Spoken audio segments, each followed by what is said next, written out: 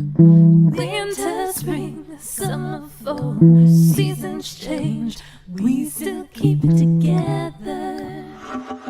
Hey, Beverly Hills 90210 fans! Are you ready to dive deep, episode by episode, storyline by storyline, character by character, as we break down the making of your favorite zip code with your hosts, Charles Rosen. Did I say that? Harry All this Mullen. heinous thing about the real person, and we're going, what? We're getting rid of this guy. Pete Ferrero. I'm feeling wonderful. Kathleen looks TV crush-worthy. Like so many special guests. And all your questions. Live on the Beverly Hills 90210 show. Oh, yeah.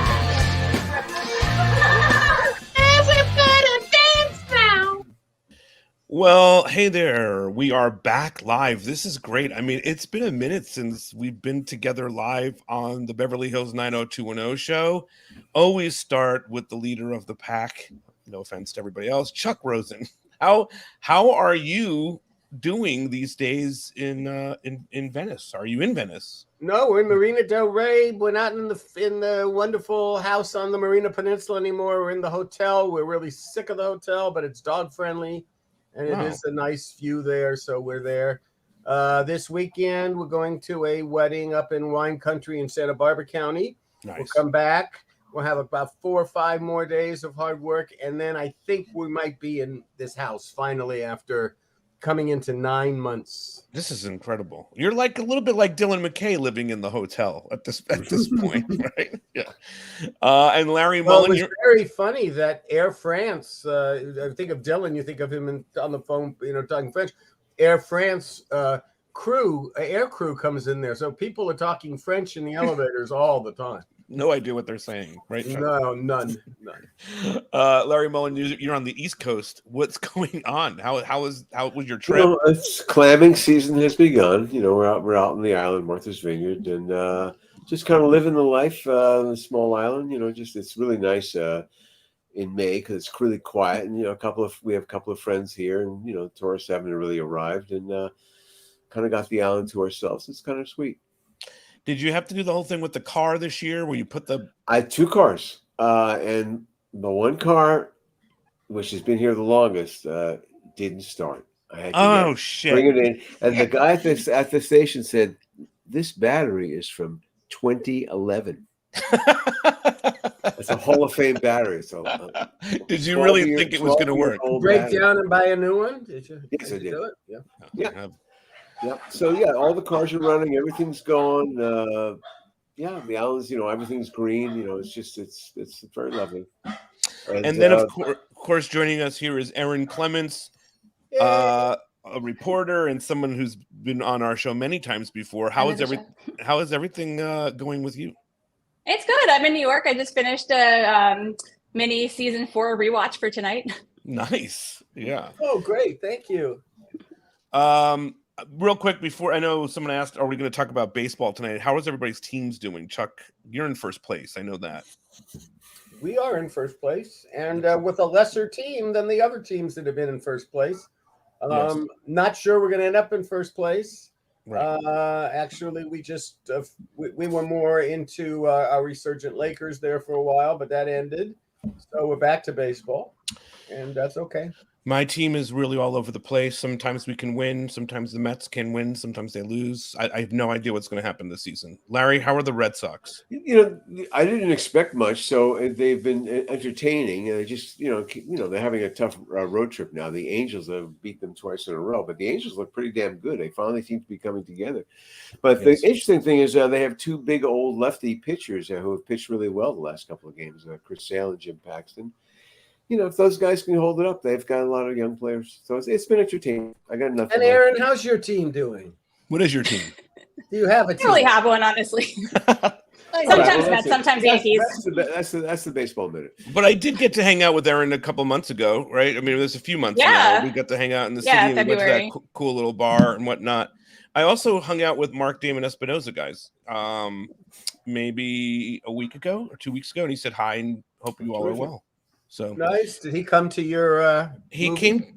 He came to we just met for dinner in Pasadena. Oh, But Michael Lang came to the screening that I had. saw that. I saw Yes. that. Yes, and my friend Sorry, I Paul. couldn't be there. No, that's Still okay. like to see the movie. There will be more times and more screenings and more hangouts. Congratulations on that. That's good.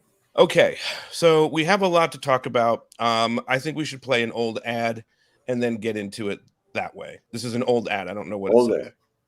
Well, well, well. When was the last time you checked out the Beverly Hills 90210 show shop? Because now it's loaded with so much more stuff. Did you ever want to join the gang at CU?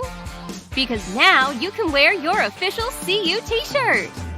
Or want to get into the fun with America's zip code? Represent with this cool swag. Or maybe you have an invite to the Peach Pit after dark and need the coolest shirt ever. We have loaded the store with so much more. So don't be a squeak. Head over to Beverly Hills 90210showshop.com for all the latest goods.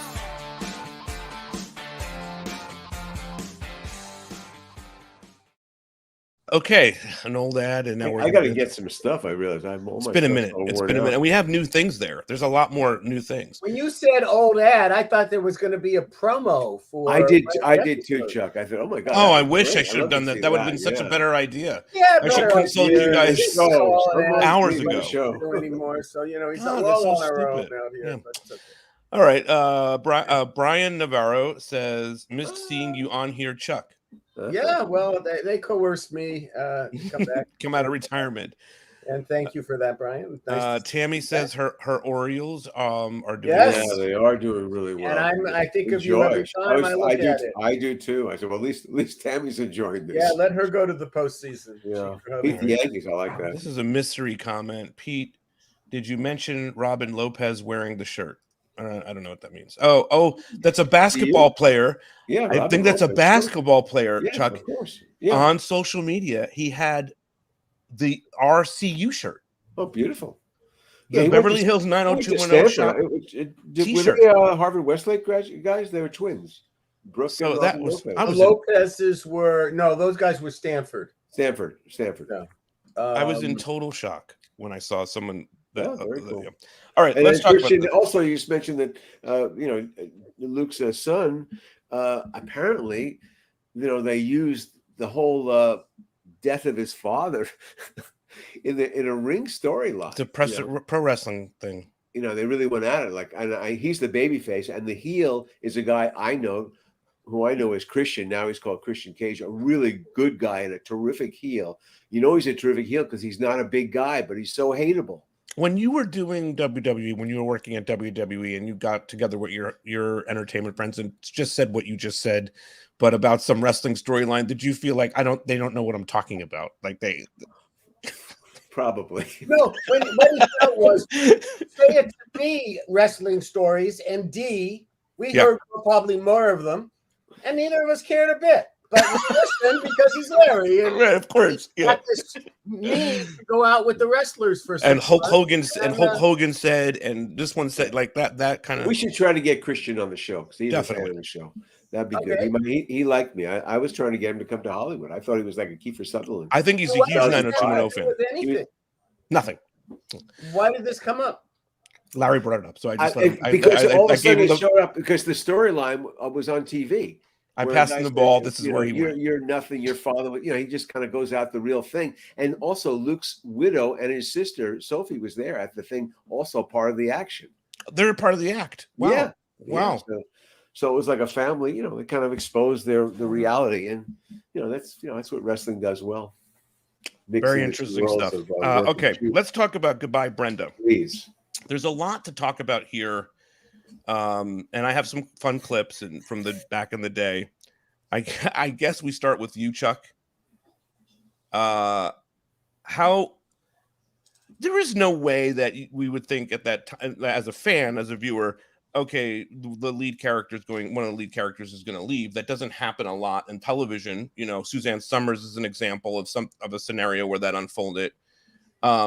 Did you ever think that would be the case in the early phase of the issues with Shannon? I think some people might know this. A letter was written to Aaron Spelling at the end of season 1 by Paul Wagner asking to recast. So as early as season 1, early as season 1. Season 1, mostly he was anticipating what we could look forward to. With Shannon, someday, and by the way, that was his, and Erin didn't pay attention to it. I never had a conversation with Erin about it. There was no way he was going to make a change on such a valuable member at that point, and especially when we had just pulled the idea that after season 1 I'm late, so that almost had to have be back there. I think that they gotten a little fans may remember that at the end of season 1 it was the only time you saw Brenda and Dylan beneath the sheets, right? And boy, everybody was pissed off about that. I can't even tell you. I had no idea. It was a cold afternoon. What are they supposed to do? Be up on the sheets and see what that looks like? No. So anyway, and I think that words were spoken. I happened to be in Hawaii with Darren Starr at the time, trying to see what we got to make Spring Dance work, and know that I had a 2-week vacation, a 1-week vacation before we would jump back into 29 episodes, which I learned only a week before that. So I wasn't there for all that friction, but I understand there was friction. And there was friction sometimes when you least expected it.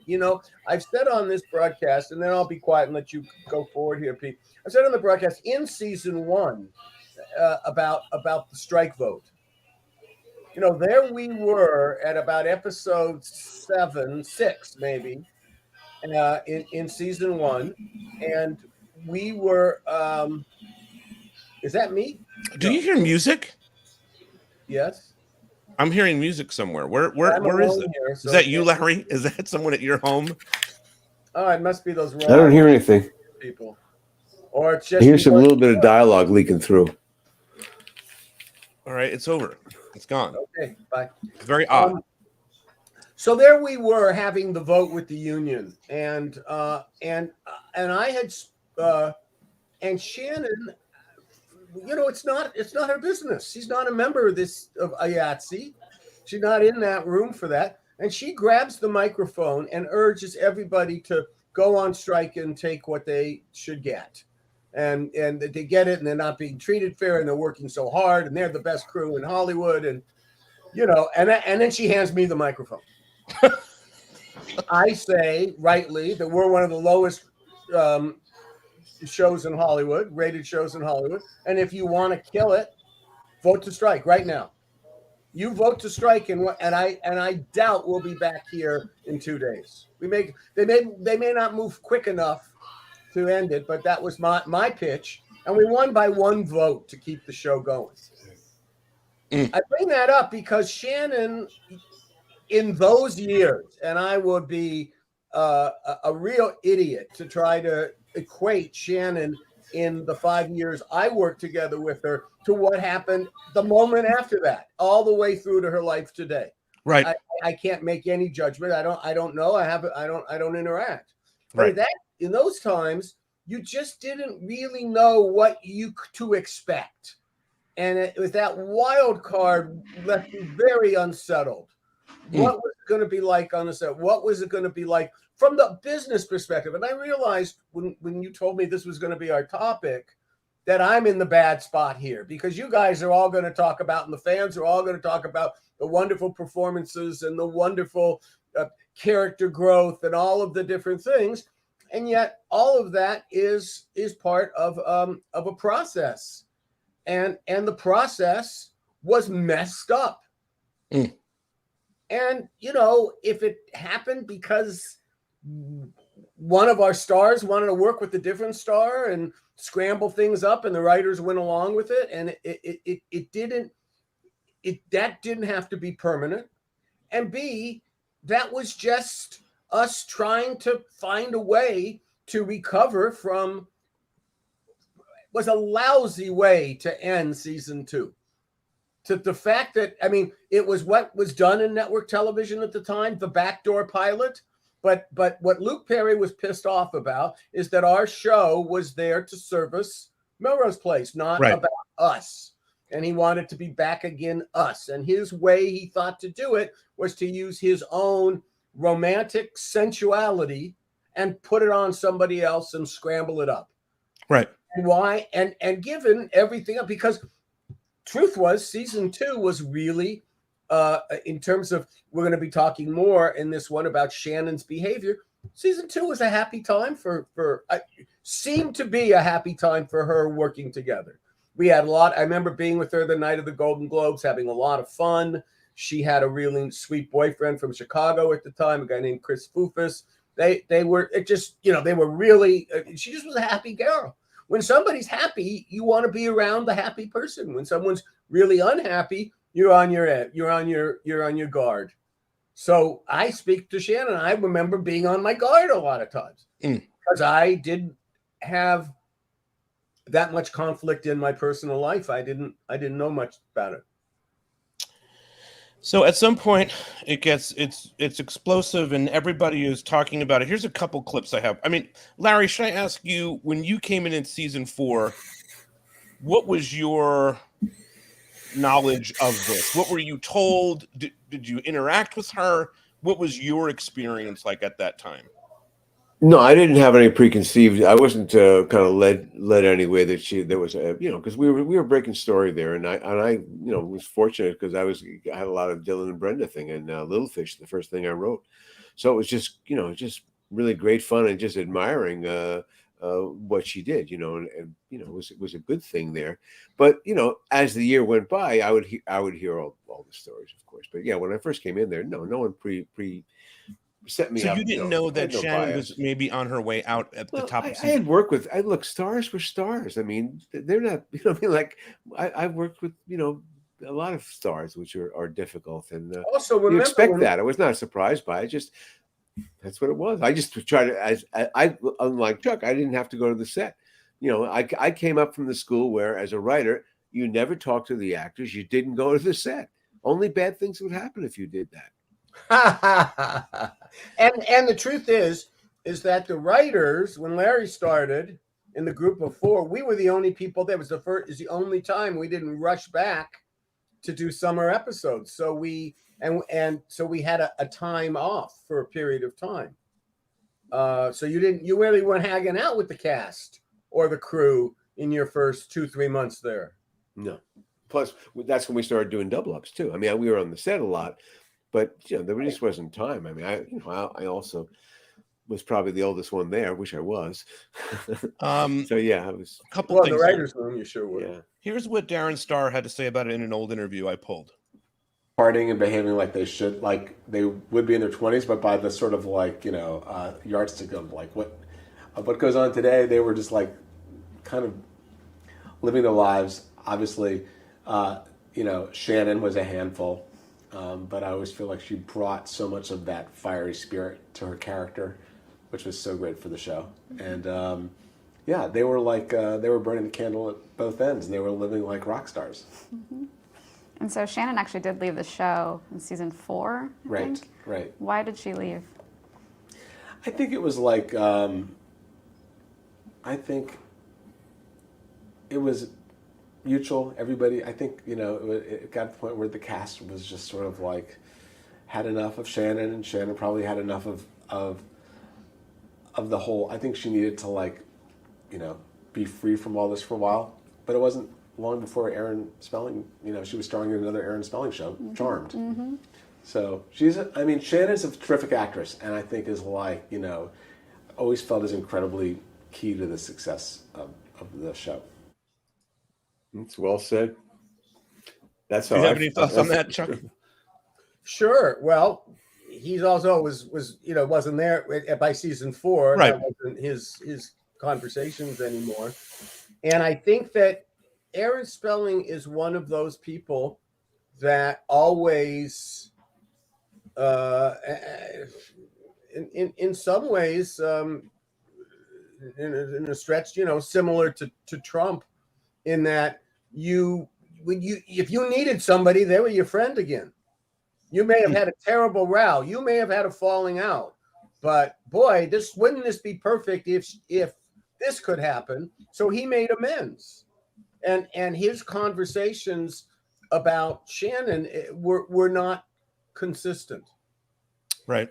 And the conversations that he had about Shannon behind closed doors would think that he would never have put himself in a situation to be working with her again. But he had a show with 3 young actresses, and he wanted some television heat, and they became really close friends again. Did I think that Aaron Spelling and his wife treated Shannon unfairly? Yes. Well, this is some of the stuff. There was not that much difference in the behavior of Tori and Shannon, but there was. That's what I was going to get at. Yeah. Well, a few things here, a few questions here. One, he alludes to them becoming overnight successes and living this sort of rock star life. Did you see all of the cast have that experience, Chuck? I'm sure the answer is yes. I didn't see that because I'm a good boy. I went home to my wife and children. Thank you. You heard about it, though. Not everybody in our writer's room did that, but I did. But the fact is that that it was known that some of there were the clubbers and the people who didn't club, and Brian, Tori, Brenda were often at the clubs. Luke spent his nights playing pool a lot up at the Hollywood Y. Jason would be home with Christine. They lived together up in the Hollywood Hills. Have no idea what Jenny did not club, was not a clubber. I don't know what she did at that period of time. But anyway, so yeah, we knew that, and and you'd hear stories about that their generation made the bad choice of dabbling in cocaine again. Yeah, the Viper Room. There was a lot of cocaine on our set. Chuck, do you think that Mr. Spelling thought that Shannon was a bad influence on Tori? I always felt that also was a motivating factor why he let, as Darren alludes to, the other kids had kind of had enough of things, because in the clubbing aspect, Shannon also had a photographic memory, I believe, because she could come in after partying all night and hit all the lines and everything, and it was infuriating. Well, Shannon had it. Larry, Shannon would go to the set sometimes in that period of time. I've been told by other actors, and ask, "What are we shooting?" I mean, even as far out as what episode is this, but what are we shooting? What are we doing? Not knowing it, and using blocking to learn the lines, to familiarize herself with the material, and wham, she shows up on the set.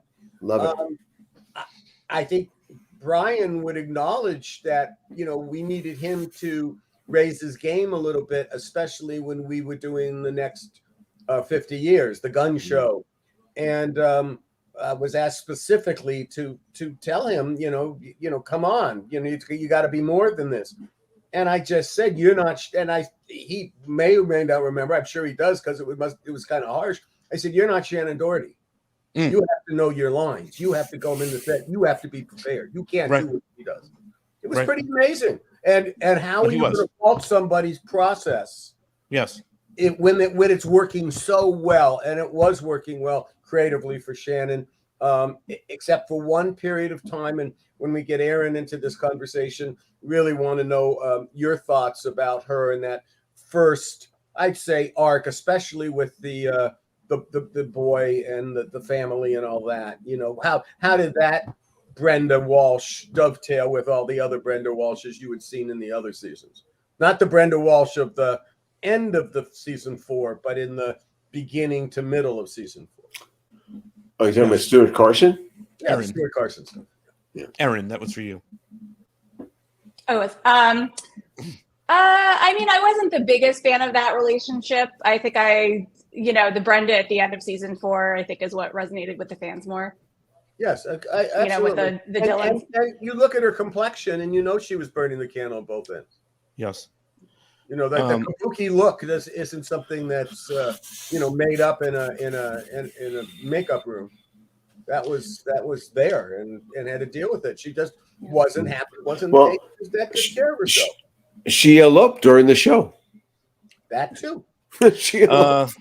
Our friend Brian Navarro brings up a good point that just to your point, Chuck, that Bag definitely upped his game in the series at that point when you had that conversation. We agree that he did. Oh, absolutely. Yeah. And he was a real professional about the whole thing and remained such, and I think became such a valuable part of this TV show in the post Rosen years because of his approach to his craft. Yeah. So I'm going to try to play some of this current affair stuff. It's very long, but I'll chop it up if I can.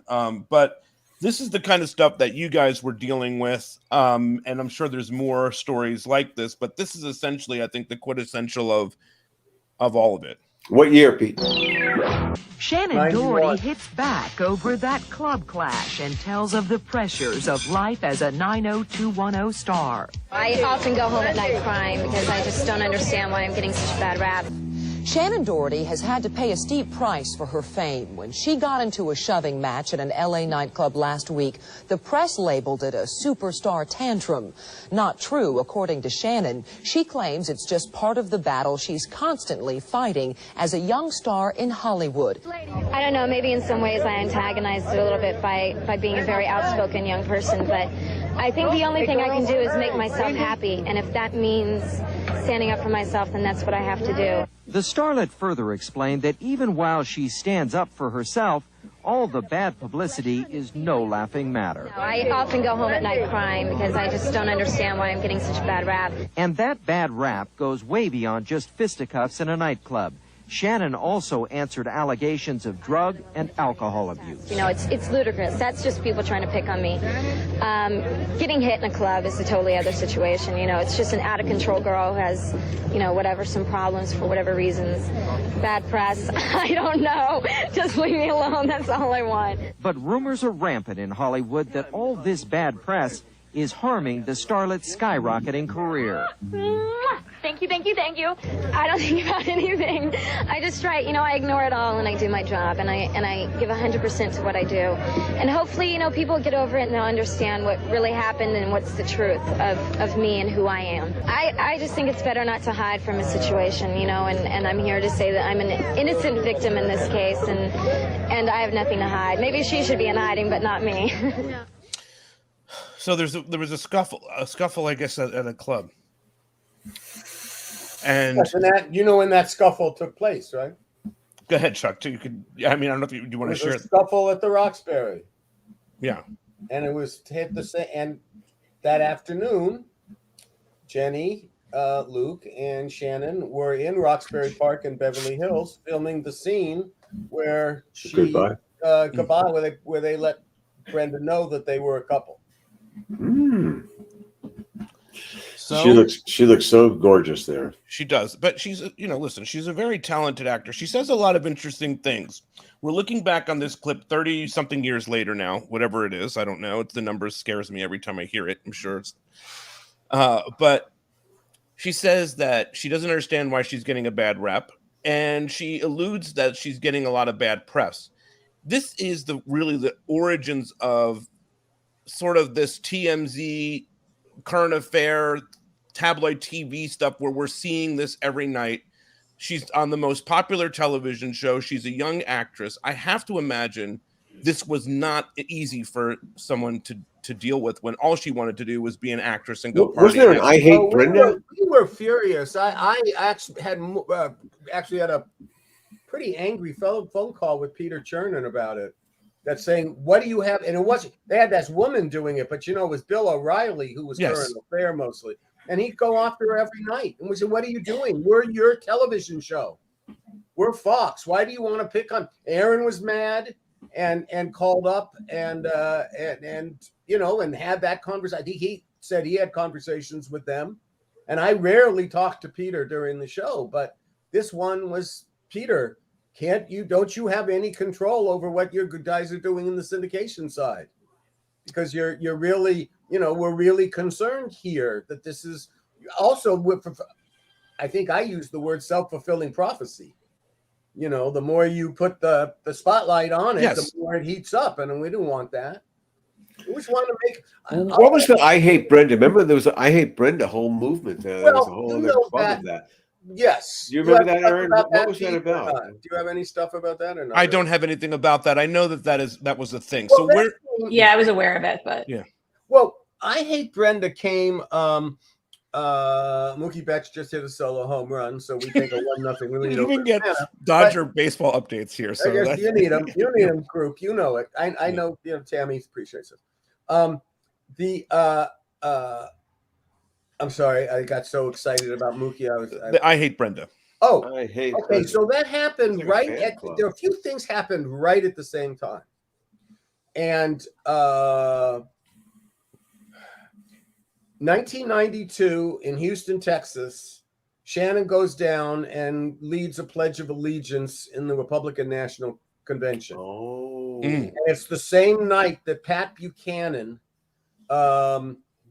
did a cultural warrior speech, the kind of thing now that we have every single night from the fucking Grand Old Party and Trump and MAGA and Newsmax and all these other places. But then it was completely like nobody was compared for the racism, the homophobia, the things that Pat Buchanan kind of spoke about that night, about the culture war going on in the United States. And she was there on that stage. And the next day, she comes back to Los Angeles. That was a Saturday night, whenever, or that weekend, whenever it was. The MTV Awards was at Pauley Pavilion, and she got booed. And that was the same day the I Hate Brenda thing came out, and so what Shannon says is, well, of course I got booed. Look at how he writes me. I didn't use my name, but look at how they write me. They write me. Wow, this is so. I didn't know any of this. So that's when the lines were calcified. Right then. You know, obviously, I didn't vote for George Herbert Walker Bush, but I'm not surprised. But I didn't care that anybody would. Right. But if you were managed, if you did listen to people, if you did, and she did not. She had managers at that time. I don't know if they told her. You would try to talk a 20-year-old girl from don't go there down there, and in a liberal town like Hollywood.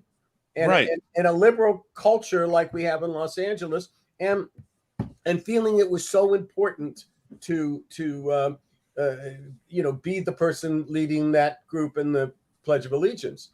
So I think that might have, I think that contributed to at least the I Hate Brenda stuff. Sure. But the I Hate Brenda stuff was partially, it was dual. The person who did it, or the people who were behind it, they used Shannon's personal life. And whenever we had to be a 8:00 primetime television show, and some of the stuff that would be more treacly than others, maybe they would criticize us for that, making Brenda whine, or the kind of things that would happen that we a lot out of context. And you know what? I thought Gawker and Jezebel and all those things were pieces of shit. Yeah, and they all went out of business, and they the ones that set up the TMZ tone. Yes. And I Hate Brenda is just partial of that.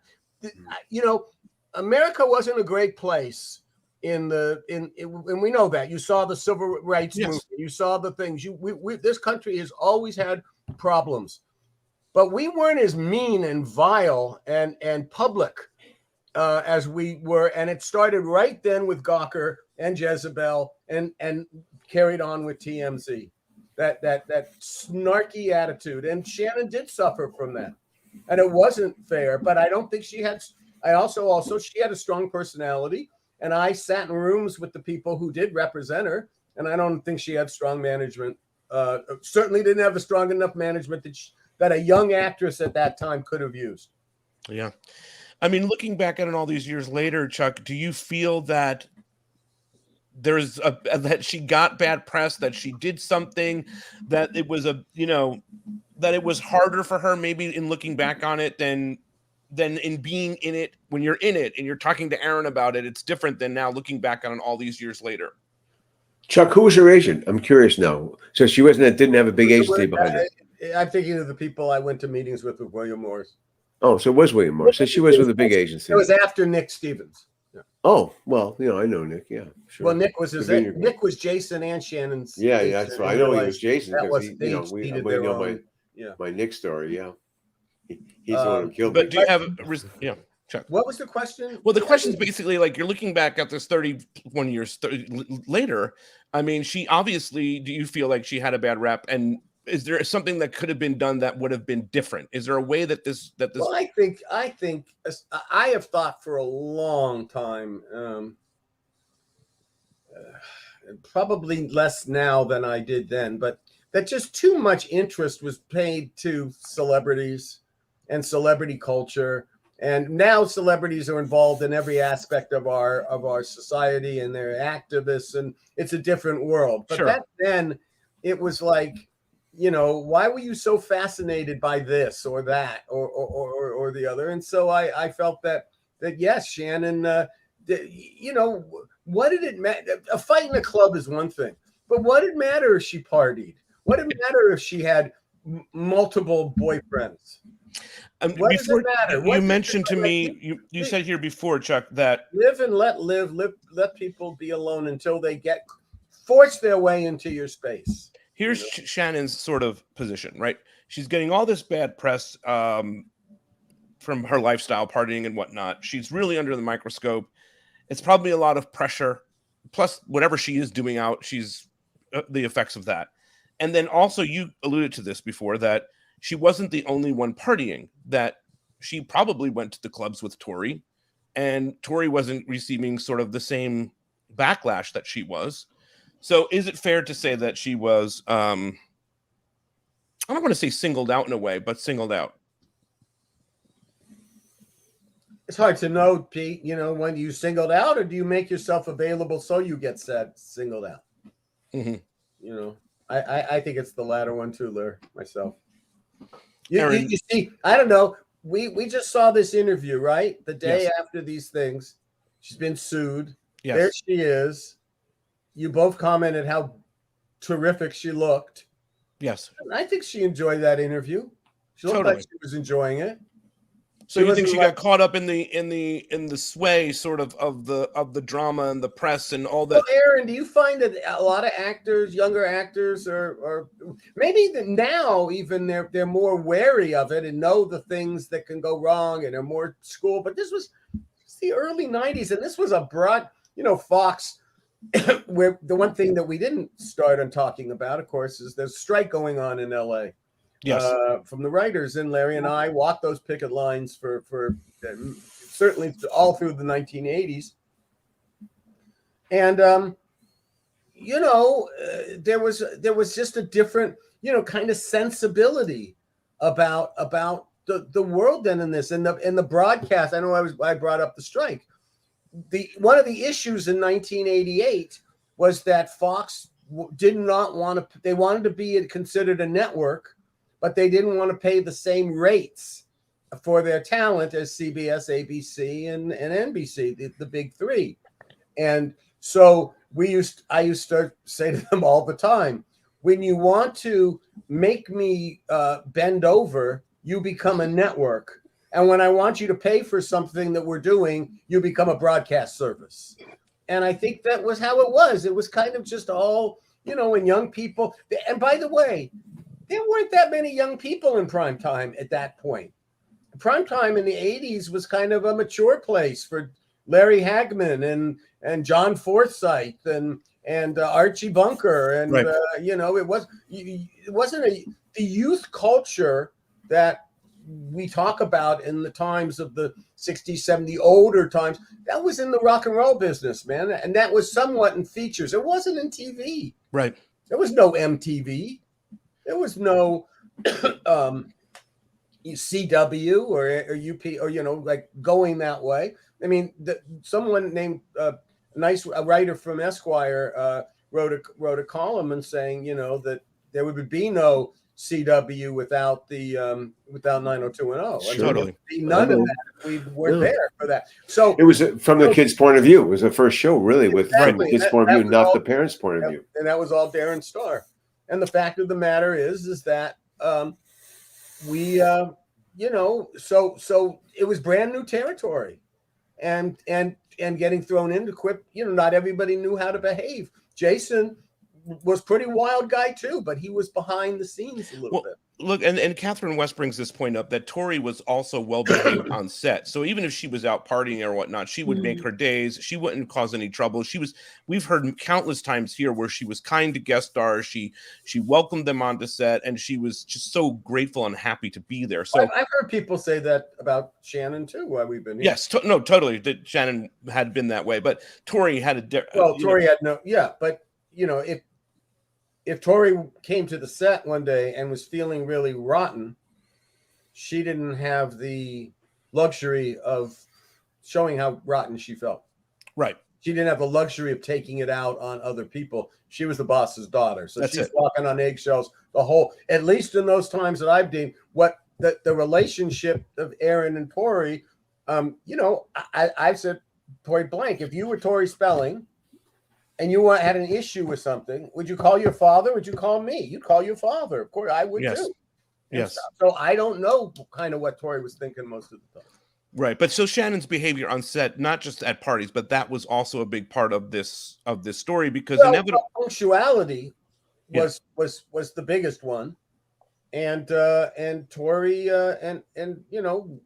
didn't have that issue as much as Shannon did, but she had it, and by the time it was the end of the fifth year, at least, Shannon's numbers.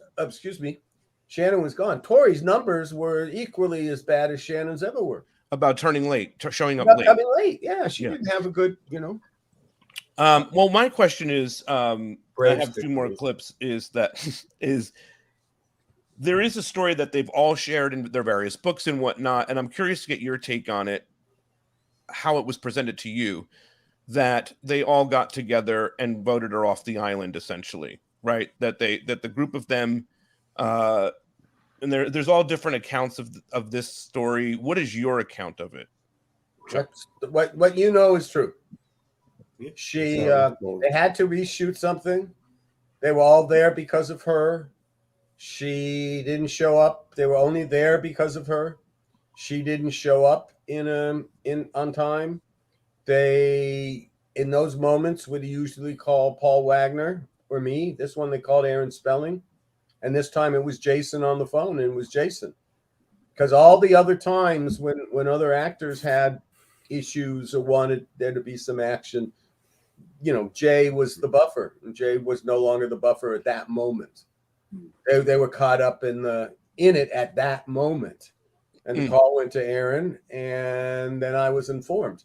I've informed on this podcast that there was Erin part of that whole thing about yes cast, forget about it, and this was right when we were doing the pickups for the season 5. And explain what a pickup is briefly, so that people understand. So that everybody knows the show is been picked up, and you're getting everyone's contracts together. But one of the things that the companies have to do is they have to send you an official notice that you are being picked up. It's one thing for the show to be picked up. This is that you are being picked up, right? And I got a call from our business affairs person saying, "Do you know that Erin is sending that out to Shannon?" That she's being picked up. And I said, what? This was after the whole meeting? After the meeting, after the thing. He still, he wanted it both ways. And, right. And he wanted to hedge his bet. I don't know what he was thinking. I think and I forget the response. I know that I said that you must tell the equivalent, you must tell the network. You must not send this out. And you must tell the network that there's some issue about this. So you were holding it.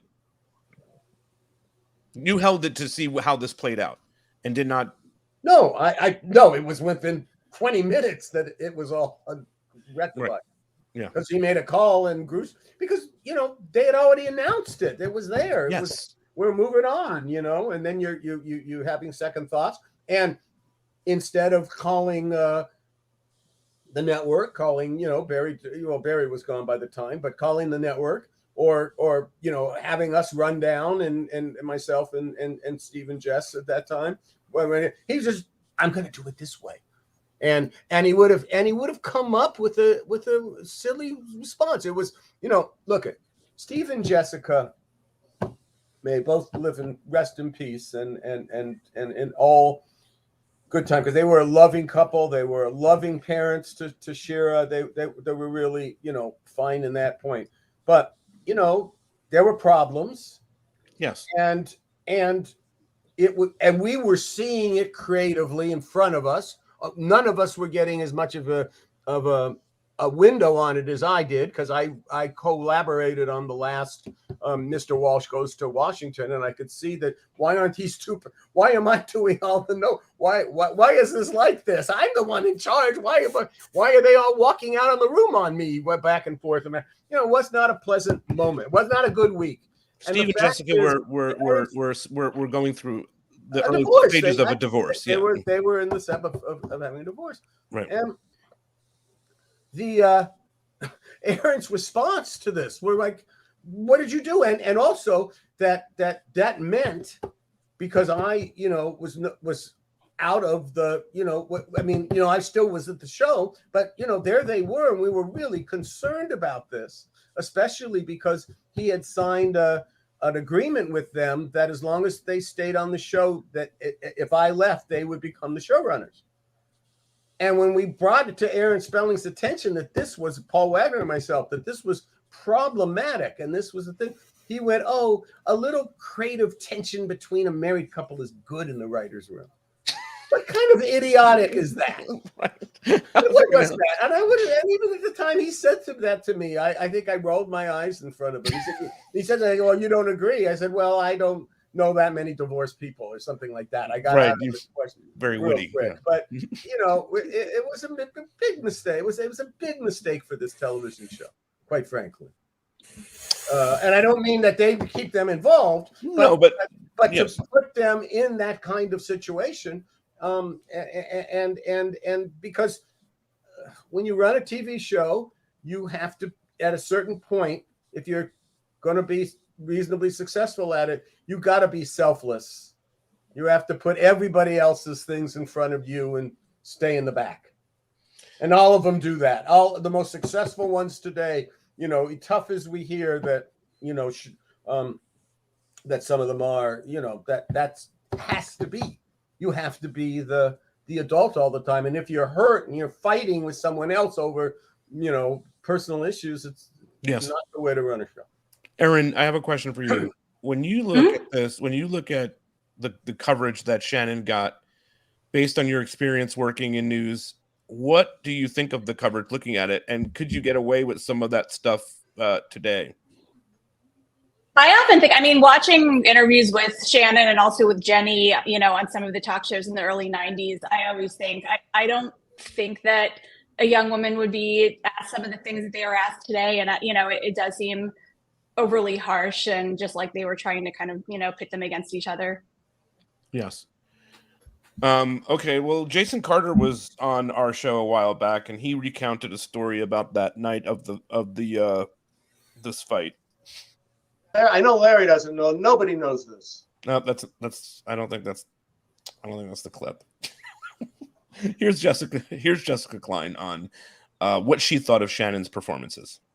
At least as a writer and as a fan now looking at viewer, I was amazed by a couple of things in this episode. One, how awful her wardrobe was. There were some scenes where it was so bad, like at the fair, at the the carnival, at the carnival, but it played up her innocence. Yes, and she was being played as a regular girl, and that was, I thought, it helped sell the character, even though if she didn't particularly look that great. And that was testament, I think, to the fact that she came to play at the end. So it's like all those times that she did here, she delivered. And that last scene, she sold it so beautifully. And I really loved the scene. I loved her talking about how her parents looked at Brandon and they'd never looked at her that way, and how she looked at them looking at him in the scene in the Walsh living room watching.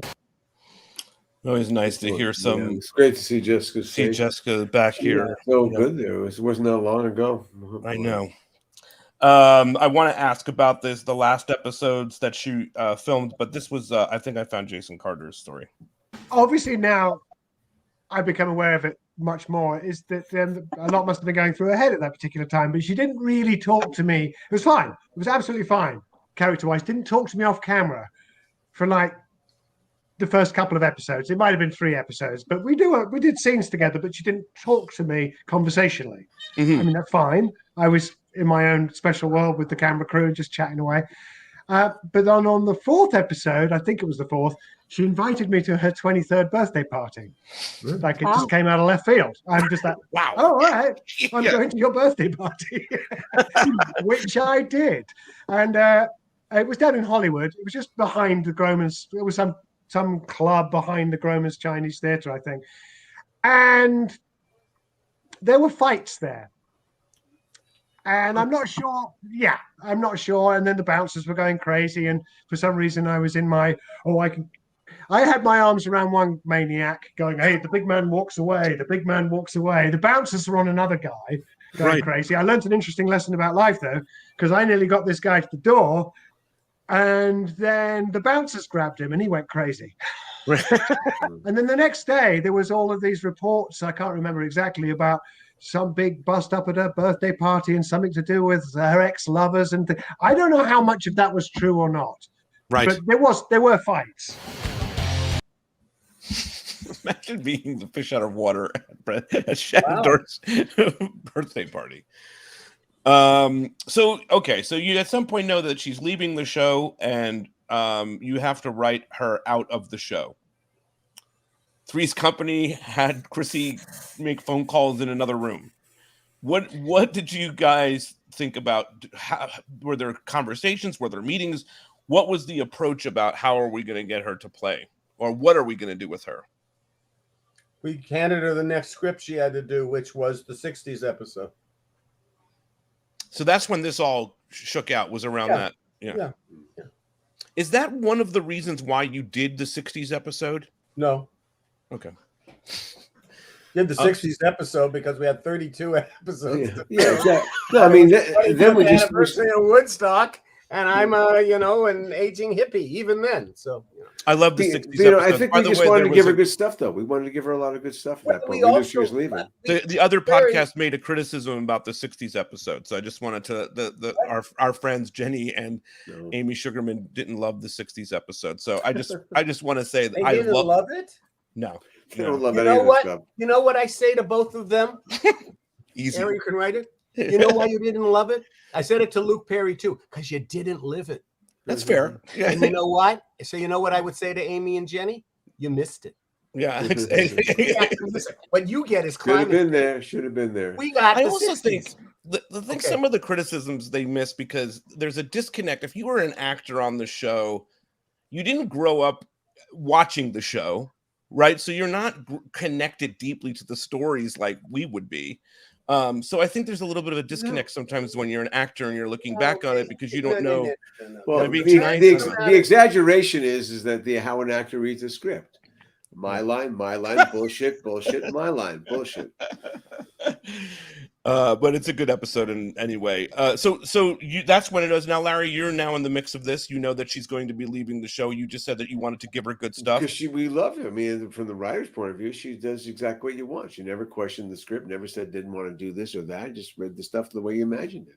So then we just, we were going to put it in the storyline with Tennessee Williams, for the I can't get over that thing about them, though, that Amy Sugarman.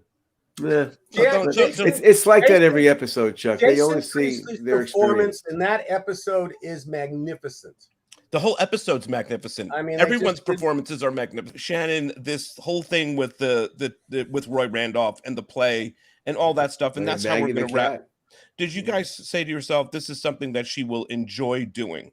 Yeah, definitely. I mean, it's just, you got to play Tennessee Williams within the show. It's spectacular, Okay, so then, but it was a hope that she would rise to it. That's what I'm asking. Yeah, I mean, that's true. I mean, that We was a didn't hope. know how We didn't Jenny would be in it.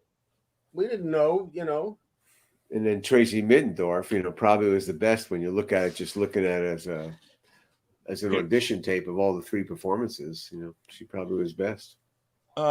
We have to talk about this element of it. Hang on, let's watch this together, guys. I was packing my bags for London, and I realized there was something I had to do before I left. But you don't leave for another week, Brenda. I know, but what happens in this week could change the rest of my life. What's with all the melodrama? Sorry. I just needed to talk to you. I mean, I figured that you were the only person who would understand. What? I was with my parents this morning watching Brandon on TV. I saw it. I mean, there was my brother shaking hands with the President of the United States. You should see my parents, Dylan. There was such pride in their eyes. I've never seen them look at me like that, ever. Well, Bren... The only time I've ever felt anything close to that was when I was on stage. And then it wasn't just my parents, it was like a whole audience applauding me. I want it, Dylan. That's why I'm going to London. I understand. I knew you would. You always understand me. You believe in me, don't you? Yeah, I do.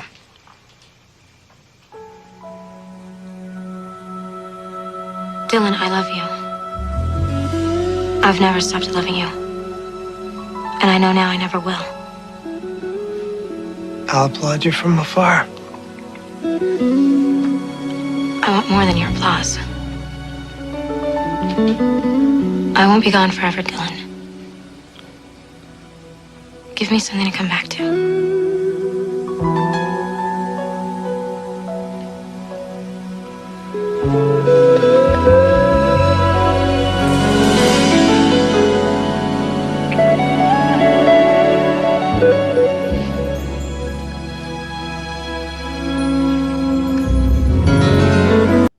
All right, so she gets this beautiful scene with Luke. It's so incredible. What do you guys think? We talked about this once before, Larry. Looking back on this scene, what do you think of it? I just love her. I just love her work. I mean, they, as much as there were sparks flying, in the other way between them. When they were together as these characters, there was so much heat between them, and they really went at these scenes. I mean, they really, because how when they yelled cut, they wouldn't stop. Right. It would continue on after the director yelled cut. Right. That's interesting. What? Yes, I have tape of it. I have tape of it. I saved somewhere in my storage. Oh, so that's interesting. Must have been on Little Fish when they kissed there. Yeah. Oh, maybe it'd have been a time. No, I think it was this one. I think it was this one. You have this tape somewhere. It's so sad. It's so sad. I saved it because it was like unbelievable. It was everyone cut, and they just kept going. Wow. And, it was hands aplenty. This is going to go viral tonight. Now, this little scene. But okay, so it was great. As a super fan of 90210, we thought she was going to come back. Also, well, so this is what I was going to ask. She's going to get benched for a while, and then she was going to come back. I mean, as a super fan of 90210, I always hoped that you left it that way so that Shannon already returns to 90210 at some point. And it's a huge sweeps week. It's everything that everybody dreams of. Yeah, everyone dreams of. Larry, did you think that would happen at some point? Of course we did. We always hoped for that and kept going up and asking if we could do it, and we never got the go ahead. And what then, about course, you, Chuck? After a year, you probably had the idea to put her in Charmed already. Did you ever think, Chuck, that she would return? That this would blow over and she would come back at some point? No, I didn't give it. I know it, and in 2020 hindsight, it seems illogical to not give it much thought, but I knew she wasn't coming back in season 5. Yeah, I was only there for season 5.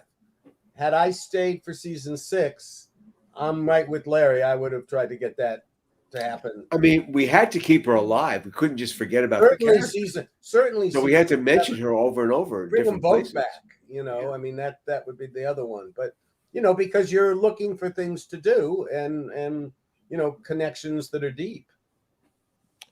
And there's nothing deeper than the two of them. So I mean, before we came on, that Chuck, and the triangle. you said this, and I think this is an interesting note, that it didn't have to be drawn out like it was, right? The whole thing with Shannon and whatnot. So I'm curious, looking back, is there anything that could have been done differently in this situation that maybe could have kept her on the show? Is there anything that could have been done? Of course, and I suggested it. They didn't. It wasn't carried out. But what I would have done is I would have made it that she had a driver, and who was at her house every morning to take her to the set, take her home to the set.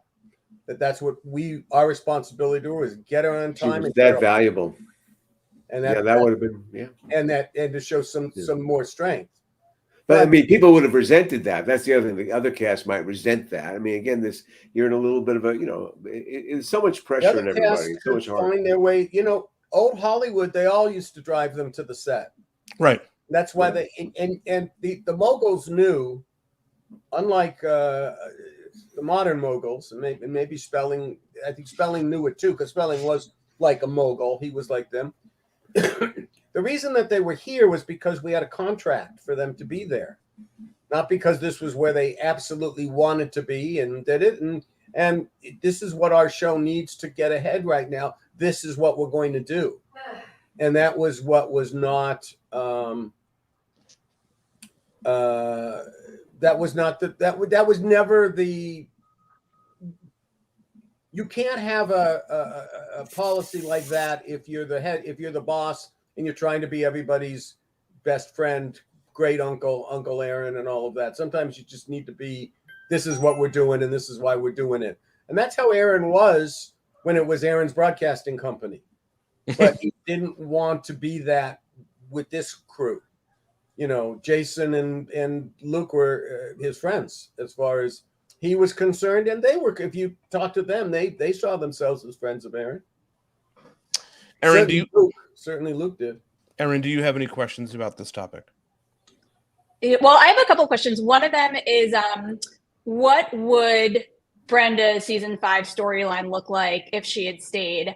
I also was curious. I think in the second to last episode of season 4, Jim makes a comment to someone like, "Oh, our best friends live in Buffalo." So I was curious at what point in the writing process you kind of started setting the scene for Val. It's great. Great questions. I don't think we thought about Val till after that season was over. Do you remember that, Chuck, at all? I think we just. We probably planted it in. Aaron, you're talking about near the end of season 4. Yeah. Like episode 30. That the girl would be coming from Buffalo and be the daughter of that. That probably was approved. That probably was already pitched to the network and approved. Whether we didn't know if it was Tiffany. Yeah, the Eddie says that, right? Doesn't Eddie say something about having friends from New York, or they have friends from New York, or Eddie Buffalo, the stage manager? Buffalo. Yeah. It's the old joke. Yeah. It's the old joke. I love Eddie the stage manager, by the way. Buffalo, We never got Eddie the stage manager on here. Is he still alive? Yeah, he's still alive. He's still alive. God, but he was so good. The Brenda storyline would probably, I don't know. So it could have been one or the other. It could have been we already had it approved, and here was the reference, or where do we mentioned the friends in Buffalo, so how about if this is the daughter from Buffalo? Because we got to assume that most of their good friends were from Minneapolis, St. Paul area, right? Minnesota. Yeah. Did you answer about what the storyline would be? I missed that. The storyline would. We didn't probably would bring in another guy and then kind of have the Luke thing in the background and just kind of tease this and that and keep working the triangle a bit while she studies acting and has. Your mindset though at the time was not looking for more story for the Brenda Walsh character. No, your mindset was how do we write this person out of this show? No, we did, and we felt we did a great job. Now the thing was, how do we just keep it going? Right. She wasn't an It's an interesting question. Maybe the fan fiction folks can start thinking about that? What would you have done? Yeah. Well, also that week she talks about always fascinates me. You know, she doesn't leave for London for a week, and it's never covered what happened that week before she left. So that's something that really could be done. Really nice clips. There's the movie. Fans could go to Pluto TV and watch the episodes. I pulled a couple of really nice clips from Mr. Walsh of her saying goodbye to Carol Potter's character and also to Tori Spelling's, to Donna Martin as well. They're really beautiful scenes with the characters, and I think that you gave her a really nice exit and one that was hopeful for a return. So in comparing it to how other main characters were written off, I think you guys did a really great job of keeping that character alive. Well, she had a triumph, which was great. Everyone goes against her during the Divas storyline because they think she slept with Roy, and everyone other than Dylan basically shits on her for at one point or the other. Even her brother is not certain that she didn't. Steve, of course, is the worst. Steve is, well, because he's just with the animal. Yeah. Right. But I mean, so that's the thing. But then she has her big triumph, and so she does get a great way to go out. Shannon is an incredible actor. She's going around doing 90s cons now, and we think the world of her here at the show. I'm speaking for all of us, and we just love what she brought to the show, and as a super fan, so grateful and thankful for what she gave 90210 in the 4 seasons that she was there. It's one of the reasons why we kept watching and through those 4 years. I mean, we loved the growth of the character and the depth of her work, right? Chuck said I would say all this, so there it is. And so I think it's unfortunate that happened, but it was a different time. I think there would be a lot of different things in play today that would prevent something like that from happening. I think the media would come into question. I think there'd be a Twitter outrage. I think there would be so much more shit that could happen now that couldn't happen then. Oh, I think that Brian has actually said the most interesting stuff relative to why the show was successful when it was successful, because it gave people a window into, you know, a life they didn't know very much about, you know, how did the rich live and rich kids and stuff like that. You know, once it certainly got mined a lot afterwards, but once you had, you know, Twitter and Facebook and things like that, much of what made our show unique and can't miss television, if you want to look at it in that way, would be wiped out by all the other backstage and depth and in depth that people look at celebrity and celebrity lives. Yeah. Larry, any final thoughts on the Brenda show? No, I'm going to take my dog out. Erin, any final thoughts? No, I'll let Larry go. Chuck, any final thoughts? You know, it's interesting when you said that, well, we didn't have all those things, and then, you know, if they did, then the stuff wouldn't have happened, and it wouldn't have been these unfortunate things. But these unfortunate things, unfortunately, also were the motivation that gave some of the energy and some of the edge. Totally. You know, and honestly, honestly, was it unfortunate that for the first 12 episodes, Darren and I didn't get along? Right. But that helped. Well, creative tension, Chuck. Creative tension. What a creative tension. Yeah, but we weren't married. We weren't married. But now we're getting at too the same deep. time, you know, you did have that, and I think that was, you know, true. And Shannon leaves. Tiffany comes in and delivers on a whole other level, in a different way, not better, just different, and brings a different.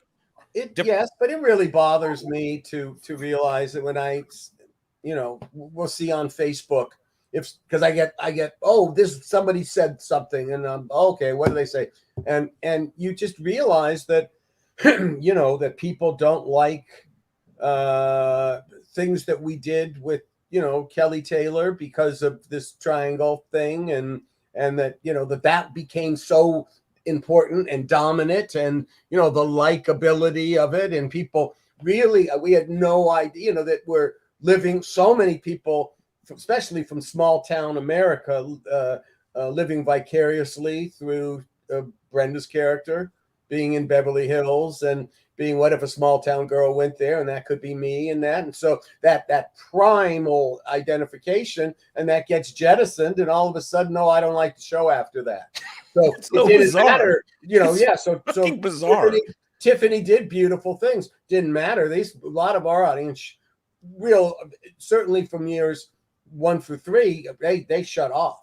The thing is, too, and that's sad. They're still living vicariously through it. They've watched the show for 10 seasons and still have this grudge about what happened with the triangle between television characters.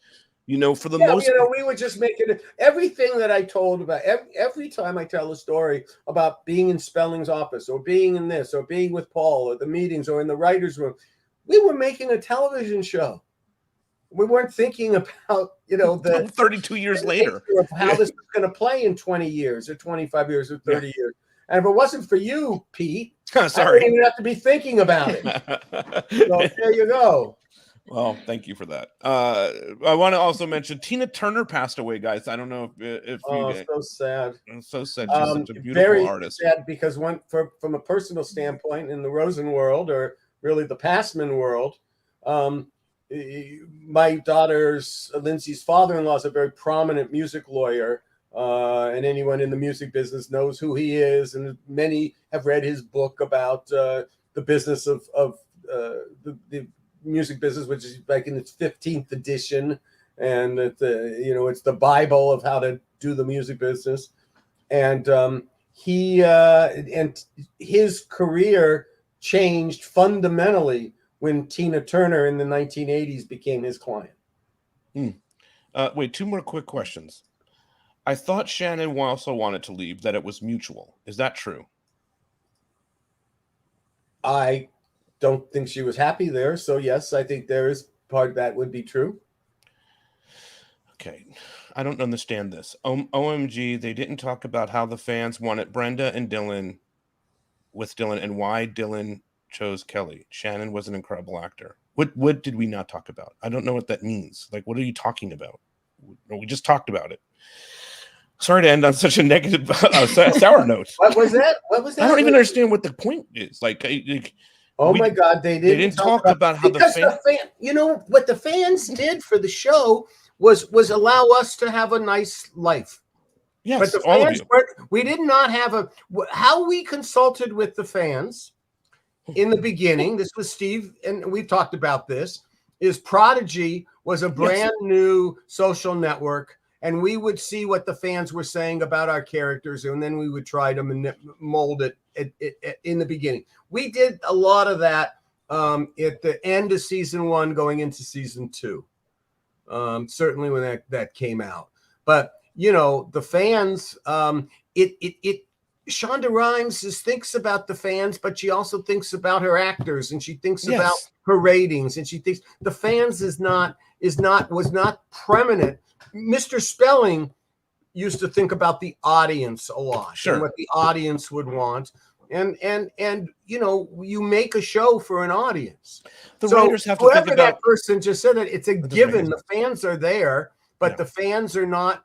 That the fans wanted Brenda over Kelly. Who wanted Kelly over Brenda? Luke Perry. Right. And Luke Perry, I was dependent Yes. on keeping Luke Perry happy, since I was not doing a very good job keeping Shannon Doherty happy. So I would listen to the people who came to me who wanted. The funny thing is, Chuck, we've been watching a whole season of Succession. Do you think 30 years from now people are going to do a fucking podcast about killing? I don't want to spoil it for anybody, but a main character just suddenly being off the show. Do you think people are going to be? This was the devastating moment in television history. You know what I mean? Well, come on, he's unhappy. I read today because he feels he should have not died so early. There was too much buzz without him. All right, guys, this has been a great week of podcasts. It's good to see you all live again, and thank you for coming, Erin. Great to see you. Yeah, great to see you all. Thank you all.